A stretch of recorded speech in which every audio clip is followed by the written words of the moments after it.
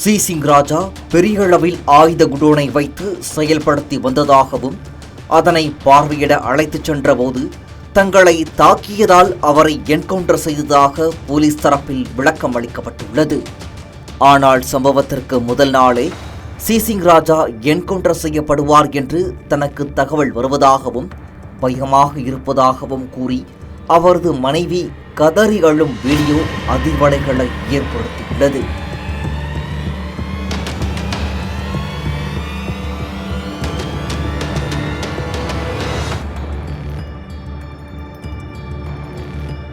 C சிங்ராஜா மனைவி பேசுகிறேன்.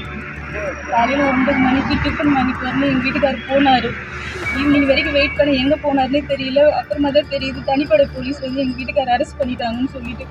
Armstrong கொலை வழக்கில் அவரு தான் ஏதோ பண்ணிட்டு தான் சொல்லி அவர் அரெஸ்ட் பண்ண. அவருக்கும் இந்த கொலைக்கு எந்த சம்மந்தமும் கிடையாது. எனக்கு அவர் கல்யாணம் ஆகிட்டு 2 வருஷமாக ஆகுது. 2 வருஷமாக அவர் எந்த விதமான ஒரு குற்ற நடவடிக்கையும் ஈடுபட்டது கிடையாது. நானும் என் குழந்தை பிறந்து 1.5 மாதம் ஆகுது. நாங்கள் 3 பேருமே எந்த பிரச்சனையும் வேணான்னு நாங்கள் தனியாக வாழ்ந்துட்டுருக்கோம்.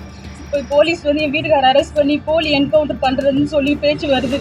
எனக்கு பார்த்தா பயமாக இருக்குது. நான் என் குழந்தைய வச்சு ரொம்ப கஷ்டப்பட்டுட்டு இருக்கேன். தயவு செஞ்சு தமிழக அரசு இதுக்கு நடவடிக்கை எடுக்கணும். அவருக்கு அந்த கொலைக்கு எந்த சம்மந்தமும் கிடையாது. அந்த கொலை நடக்கிறப்ப கூட எனக்கு அன்றைக்கி தான் சீமந்தமே, அதுக்கான எவிடன்ஸ் எல்லாமே இருக்குது என்கிட்ட.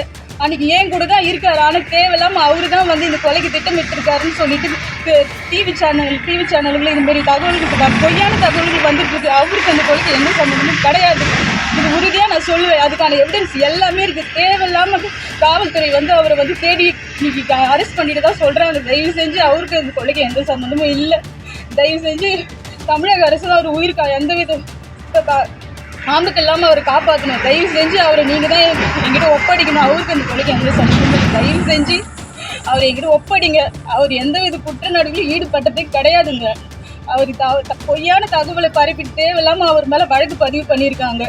அவருக்கு இந்த கொலைக்கு எந்த சம்மந்தமும் கிடையாது. தயவு செஞ்சு அவருக்கு உயிருக்கு தமிழ்நாடு அரசு தான் நீங்கள் பாதுகாப்பு கொடுக்கணும். அவரை தயவு செஞ்சு என்கிட்ட ஒப்படைச்சிருங்க ப்ளீஸ். நான் இந்த குழந்தைய வச்சு ரொம்ப கஷ்டப்படுறேன்.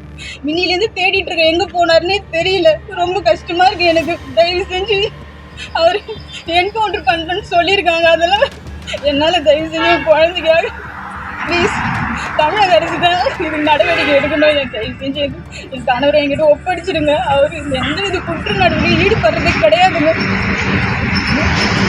தயவு தமிழக அரசு நீங்கள் தான் இதுக்கு நடவடிக்கை எடுக்கணும். என் கணவரை தயவு செஞ்சு என்கிட்ட ஒப்படைச்சிடுங்க.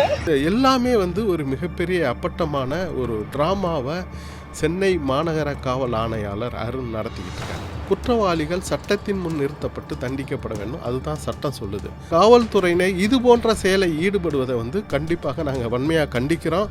அருண் அவர்களுடைய அண்மை கால செயல்பாடுகள் அப்பட்டமான மனித உரிமை மீறல். நீதிமன்றங்கள் சூமோட்டோ வழக்கா விசாரித்து உண்மையான அந்த காவல்துறை குற்றவாளிகளை சட்டத்தின் முன் நிறுத்தம். ஒரு நபருக்கும் உரிமை உண்டு. தன்னை தற்காத்து கொள்வதற்காக, தன்னுடைய உயிரை காத்து கொள்வதற்காக, தன்னுடைய பொருளை காத்து கொள்வதற்காக அடுத்தவருக்கு ஒரு தீங்கு விளைவித்து அதன் மூலம் அவர் உயிரை எடுப்பதற்கு கூட ஒரு வகையில் சட்டத்தில் வழிவகை செய்யப்பட்டிருக்கு. செல்ஃப் டிஃபென்ஸுன்றதை நிரூபிக்க வேண்டிய இடம் எது அப்படின்ற ஒரு கேள்வி எழுது.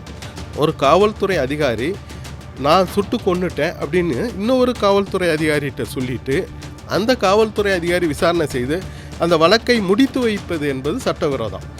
இதை இடம் எது என்றால் நீதிமன்றம்.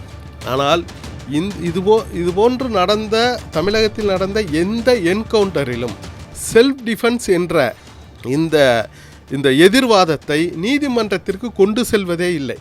ஆகவே நீதிமன்றங்கள் அல்லாமல் காவல்துறை அதிகாரிகளே செல்ஃப் டிஃபென்ஸ் என்று இந்த வழக்கை முடிச்சுறாங்க. இந்த நிலையில் சென்னை மாநகர ஆணையராக அருண் IPS பதவியேற்றது முதல் இது 3ஆவதாக நடைபெறும் என்கவுண்டர் சம்பவம். அவர் நாடகமாடுகிறார் என்றும் சமூக ஆர்வலர்கள் பலரும் குற்றம் சாட்டியுள்ளனர்.